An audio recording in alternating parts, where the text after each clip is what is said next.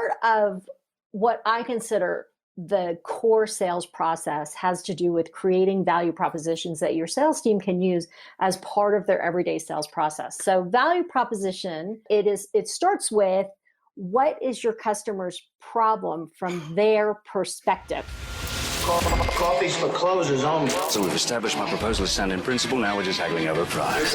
Let's see how much we're going for on eBay. I mean, it's the same as Dunkin' Donuts. Costs 15 times the price. Welcome to Impact Pricing, the podcast where we discuss pricing, value, and the amazing relationship between them. I'm Mark Stiving, and today our guest is Alice Heiman. Here are 3 things you want to know about Liz before we start. She grew up talking about sales at the dinner table. In fact, her dad, Steve Heiman, was the founder of Miller Heiman. So she obviously knows sales, and she was even an instructor for them for quite a while. She was recently made chair of the board of Entrepreneurs Assembly, an organization that helps entrepreneurs succeed, and they're based here in Reno, Nevada. And finally, she's passionate about and has been working on a product to help companies implement sales processes. This goes way beyond simple sales training. Welcome, Liz. Hi, thanks, Mark. Thanks for having me on. Oh, it is my pleasure. My pleasure. Now, quick story to show you how much I trust Liz. You know that I've got this new product that I put together, the subscription pricing and value, and we've got the web page ready, the product ready. And a little over a week ago, I sat down and said, okay, today I'm going to start selling. And I had absolutely no idea what to do. So what I did was I picked up the phone and called Liz. And she came over and helped me out. She's amazing, absolutely brilliant. So Liz, although this podcast is about pricing, does sales and sales processes have anything to do with pricing? Oh, absolutely. It does. It does, because if we just throw out a price arbitrarily without understanding how all of the different pieces fit together and help the salespeople understand why the pricing is that and how they're going to include that in the way that they go through their sales process, the way they close their sale, then they're lost. So yes, pricing and sales process are very closely tied. You and I have had many, many conversations. So I know that we think almost identically in so many different ways. How is it that we could help salespeople understand the value of our products? Because that's really what's important when it comes to capturing prices. Yeah. So part of what I consider the core sales process has to do with creating value propositions that your sales team can use as part of their everyday sales process. So value proposition is, and I know, Mark, you love this concept, but it starts with what is your customer's problem from their perspective, not what is your customer's problem from my perspective. So we're really pushing the envelope here. So what we're asking salespeople to do, and more importantly, what we're asking the founders and the marketing team to do, is really think about who are your buyers and what sincerely are their problems. What problem are they trying to solve before they ever call you or before you ever reach out to them?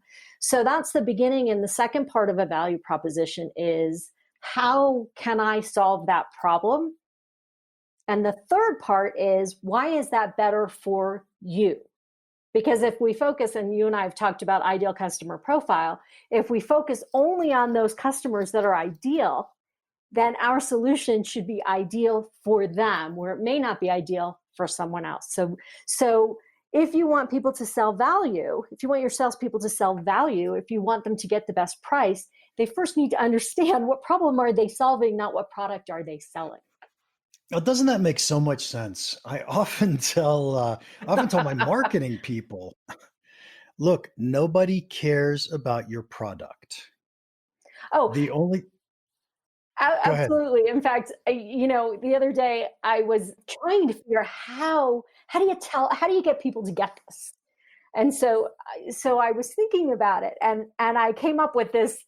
You'll have to hear the story. So I'm sitting in front of a group of people, and I'm trying to help them understand exactly why people buy something. And I said to them, hey, have you ever been out walking along the street and all of a sudden you thought, oh my gosh, I want a 3/4 inch bolt. Nothing would make me happier than to have a 3/4 inch bolt.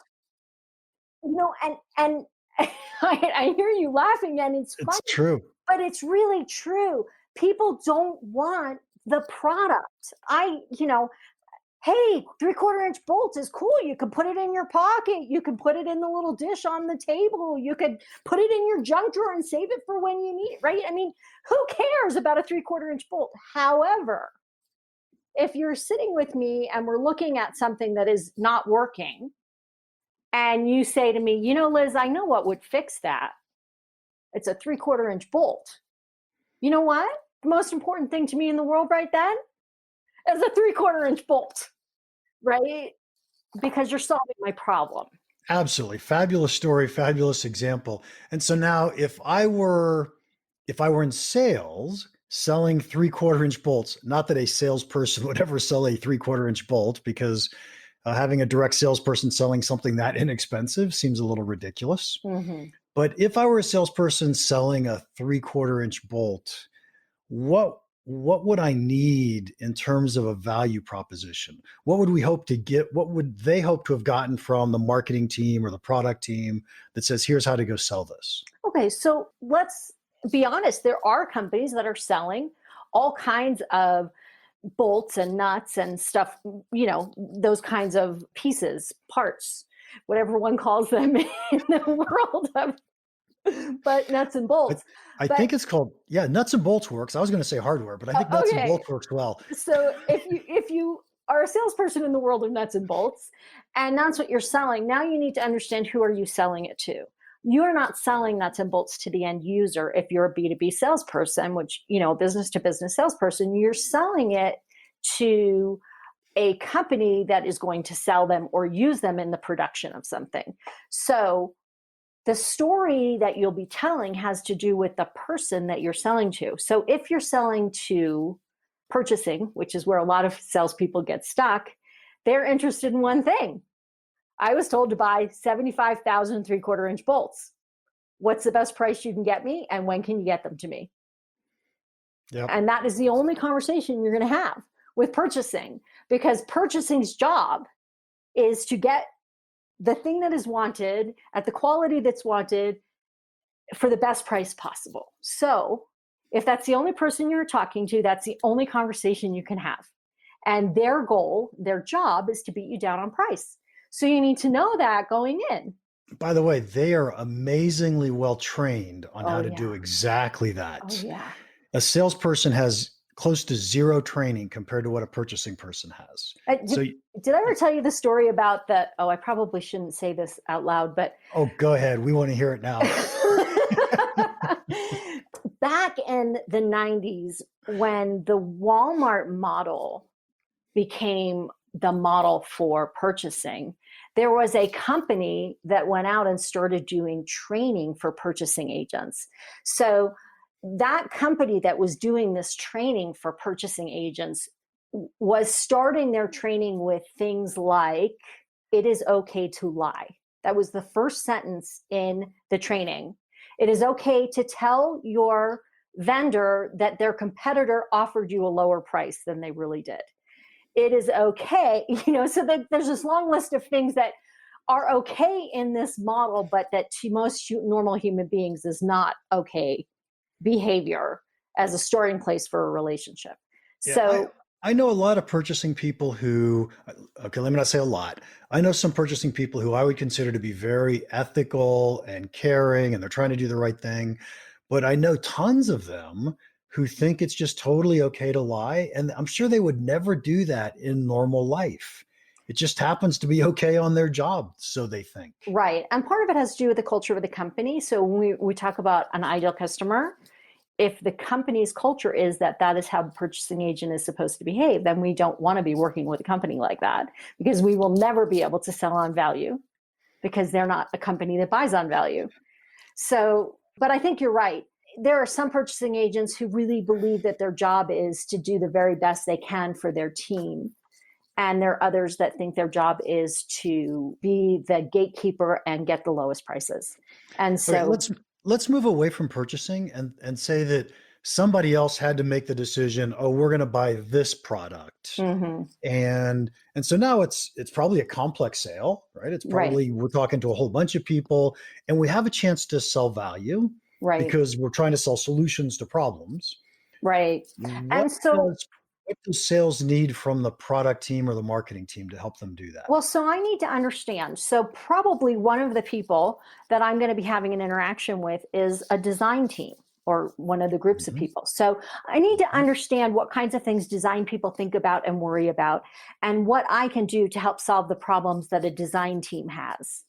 Maybe they think they need a 3/4 inch bolt, but I really should be selling them I don't know, Uh, centimeter in, centimeters instead. yep. I don't know, but it's about understanding that team. What are they trying to achieve, and what help could I provide aside from just delivering bolts on time? Yes, and so I'm thrilled that you said that because it got me thinking someone has to know the design team well. Now, I think that most marketing people think it's sales job to know the design team well. And yet, how can marketing people give the right value proposition if they don't know the design team? So, and it's a really good question because I don't think that sales or marketing ever stands alone in any solution. If we're not bridging the gap between sales and marketing, if they're not partnering in solutions, then you really have a problem. But marketing's job is to know their client, and sales job is to know their client. So together, marketing needs to do research, their team needs to do market research, call, ask questions, understand, do all of that kind of work. But sales is confronted with them every day. So sales and marketing need to figure out how to develop the list of questions that the sales team needs to ask to understand what problem the design team is having, so that this, and help prepare answers for what they think those problems are going to be. So a value proposition, one, could evolve over time, and two, you might have 3 or 4 value propositions for different kinds of people. So you might have them for different buyers in the organization, but even within an organization. So let's say you have a value proposition for a CEO, but maybe there are different kinds of CEOs that might have different kinds of concerns. So I know that's very broad, but together they got to solve it. Yeah, so think nonprofit versus profit, think government versus commercial, right? It's very possible that different CEOs have very different concerns Or that we need to address. think about a really rapidly growing company versus a company that's stuck. Those two Yep. CEOs may be having really different thinking Very different problems, things that processes. they care about. Yeah. Absolutely. Someone who's losing money versus someone who's not losing money, right? Hmm. Very different set of thought processes. Yep. How tight are their margins? There's Mhm. all kinds of things that could be involved in it. Yeah. How's the podcast going? Are you getting value? Research shows that people don't really value what they get for free. But I'm hoping you'll prove this research wrong. Please demonstrate to us and the entire world that you value this podcast. Would you please pause the podcast, subscribe if you haven't already done so, rate the podcast, and leave us a short review? You'd be doing a huge favor. And research shows if you invest this little bit of time, you'll probably like the podcast even more. Win-win. Pause, do it now. We'll wait for you. I love the fact that you say marketing and sales should work together as a team. And by the way, I agree with that 100%. They absolutely should. I don't see it happen very often, No, surprisingly. it doesn't. And both of those are really needed to communicate value to our customers, to our marketplace. I think the other thing that we haven't touched on yet is before we ever build a product, shouldn't we build products that actually solve problems in the marketplace? Well, we should. And I think that most founders think that they're doing that. So they don't always do the market research. Sometimes they're wrong, but a lot of times they are building something because they think that there's a problem. And what I'll also say is sometimes the people who have the problem don't know that they have the problem. For instance, you and I have talked about this with what we do, right? So I may be talking to a founder who has no idea that what he or she needs to understand their sales organization and manage their sales organization is process and systems. They may not know that's what's missing. So now, in order for me to sell to them, I need to help first understand what isn't working and then help them understand why this would be a solution to a problem they didn't even realize they had. So, yeah. You absolutely have that issue today that says, I don't know that I have this problem. Right. And so people have to realize they have the problem. Probably my favorite example, I give you a couple of really fun examples of that. But one is, do you remember when the iPhone first came out? The iPhone first came out.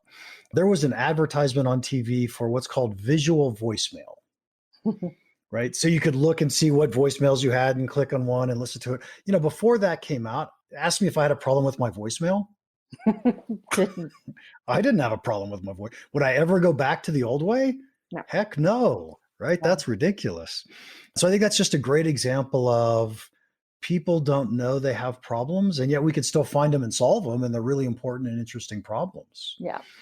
So, but I think that there's two things there. So one is the founders that, I've created a product for a founder that doesn't know they have a problem. That's one kind of thing. The other is I've created a product that no one really wants because I didn't do my research. And there's an example, and I don't want to share market secrets, but there's an example of a company that I was working with that I had met, and they had found a way to identify a problem in a manufacturing process. And what they realized is it was a really cool thing. They couldn't sell it because the people in charge of the manufacturing process had such huge egos. They didn't want anyone to know if there was a problem in their manufacturing process. So although they created something that solved a problem, it wasn't a problem people wanted solved. Fascinating. So I'm not sure how you get around that. Market research. Yeah, I'm not even sure market research solves that one. Well, if we talk to who we think our buyers are, what's one of the conversations we had the other day when we were chatting was, you're like, well, I'm going to pick up the phone and call people and ask some questions so I'm really sure about how they define their problems. So if I want to sell something, before I spend millions of dollars creating a product, I need to call the people that I think would possibly buy it and find out, is it something that they see value in, and how much value do they see in it? So this is another problem. I spent yesterday or the day before talking to a startup, and they're telling me this is all they think people will pay for their product. And I'm like, okay, but you can't afford to run your company and pay a salesperson if that's all people will pay for your product. And, the shock on her face when I said that, you've got to know that not only do people have a problem, but they're willing to spend the money to solve the problem before you go out and spend a lot of money creating a solution. Yeah, absolutely. And I think in the B2B space, we have a much better time, a much easier time, because we should be able to take I say we because I work mostly in that space, not because you do. Well, I do too, but. Okay. Well, that's where salespeople hang out mostly. Mostly these days, yep. Yeah. But we have the ability to take almost any product or any feature and translate that into dollars to the bottom line to our customers. Right. And so we should be able to get a portion of that. And that says to us, yeah, this is worthwhile. In the B2C, it's much harder to do that because A, there's no dollars, and B, it's personal taste or personal preference. So in the B2B, and I don't do a lot of work in the B2C world, but in the B2C world, we're selling to emotion 90% of the time, right? I got to have a new iPhone. Everybody else has a new iPhone. I'm so embarrassed I'm walking around with this old iPhone, right? You should be.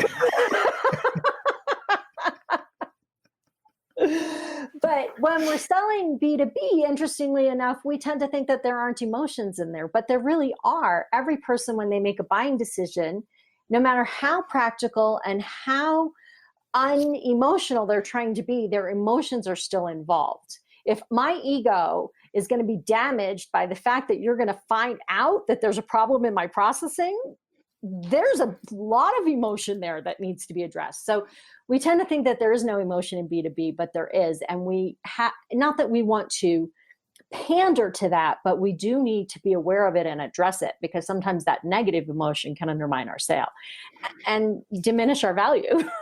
Yes. Going back yes, to the yes. first question. Okay. So now, as a pricing guy, I will pretend that emotion is irrelevant. Mm-hmm. However, I depend amazingly to massive quantities on salespeople to be able to overcome that issue, because I have no way to deal with it. Mm-hmm.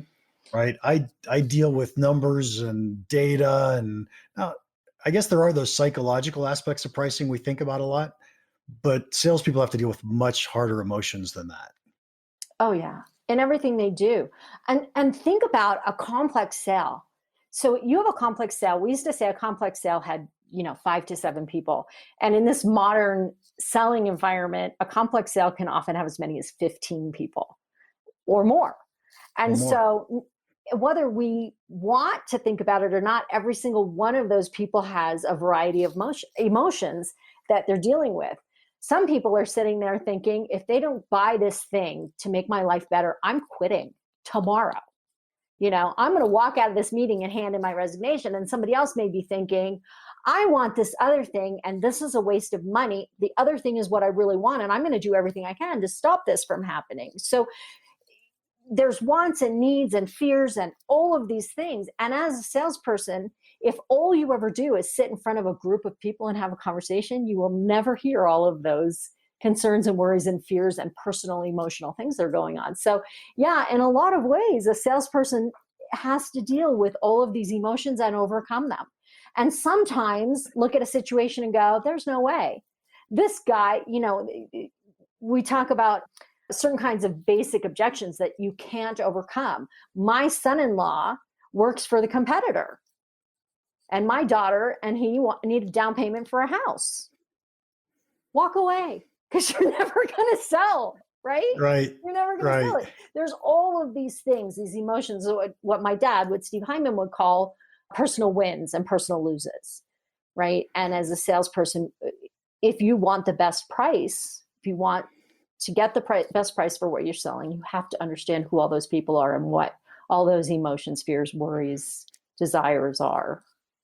I couldn't agree more. Right? I mean, that's absolutely a true statement. We don't have much time left, but let me just jump into a concept of prospecting for a second. Mm-hmm. So first off, whose job is it to prospect? Is that sales or marketing? Well, that's so funny, because it used to be sales' job and marketing's job was to send stuff out to get interest. But really, it's merged. So the line between where marketing's job ends and sales' job starts is very unclear. What's really important when you're prospecting is to have a very clear definition about ideal customer profile and also a qualified lead. So what marketing identifies as a qualified lead and what sales identifies as a qualified lead may be very different. So what we want to do is merge those two things. And in an ideal world, we're doing this account-based marketing or account-based lead gen activity where sales and marketing are actually working together on how they will touch each of the critical buying influences and in their sales process, so that they're both building recognition and relationships. So if I get to choose the most important part out of what you just said, I would say it's the ideal customer profile. Yeah. Because as a pricing person, I think we could identify what types of people are willing to pay us more and what types of people are not. And we ought to be focused on the people willing to pay us more. Right? That Absolutely. helps us win at higher prices. Absolutely. So I have a client I was working with that had a product that has some really super neat features for international corporations that are working in multiple languages. And when they were selling to them, they could get the highest value for what they were selling. But when they were selling to smaller companies that didn't have international components, they were really struggling on price and having to negotiate and try and improve their value. And the fact of the matter was, they didn't have the same value to that client because they weren't ideal. And as long as they were selling and marketing to that client, they were always going to be bickering about money. Whereas when they sold to their ideal customer, there was no discussion of money. There was only, oh my goodness, finally someone solved this problem for me. Yes. So that ideal customer profile is critical. It's how much could you sell a Honda motorcycle to a Harley rider for? And the answer is you couldn't sell it, right? They're not going to buy it. If you gave it to them for a penny, unless they wanted to turn around and sell it to somebody else, they're not going to buy it. So you have to understand who you're selling to. That's absolutely perfect. Okay, I've never not asked this question, so I'm going to ask you anyway, Liz, even though you're not a pricing person. Last question. Okay. What one piece of pricing advice you would give our listeners that you think could have a big impact on their business? Well, I think the biggest thing is to make sure your salespeople understand that when they negotiate on price, when they set the expectation that they're going to negotiate on price and drop that price, they set an expectation for the future, and they don't want to do that. Every time we drop the price in a negotiation, we're dropping profit way more than the percentage of the product. So we want salespeople to do everything possible to not negotiate on price. Okay, fantastic answer. And I haven't ever heard that stated so clearly. What you're really saying is if a salesperson negotiates one deal down, other salespeople are going to see that and know that they're allowed to. Other channels are going to see that and say they're allowed to. We've essentially just lowered our price in the marketplace pretty dramatically. Boy, that was an expensive discount. Yeah. And we set our customers up to expect it. One of the things that we do as companies is we get desperate at the end of the year because we haven't hit our numbers. So what do? We drop our price. So what do our customers learn? If I hold out till the end of the year, they'll drop their price. You set the expectation with your customer. You don't want to do that. We're just training them. That's all. That's right. Liz, thank you so much for your time today. If anybody wants to contact you, how can they do that? They can look me up on LinkedIn, Liz Heiman, Heiman. I think I'm the only one. And you could also email me, liz@regarding-sales.com. Perfect. There went episode 25. That was half of 100. Not bad, huh? I find Liz absolutely fascinating. What was your favorite part of the episode today? Please let us know in the comments or wherever you download and listen to the podcast. While you're at it, would you please give us a 5-star review? We would hugely appreciate it. If you have any questions or comments about the podcast or about pricing, feel free to email me at mark@impactpricing.com. Now, go make an impact.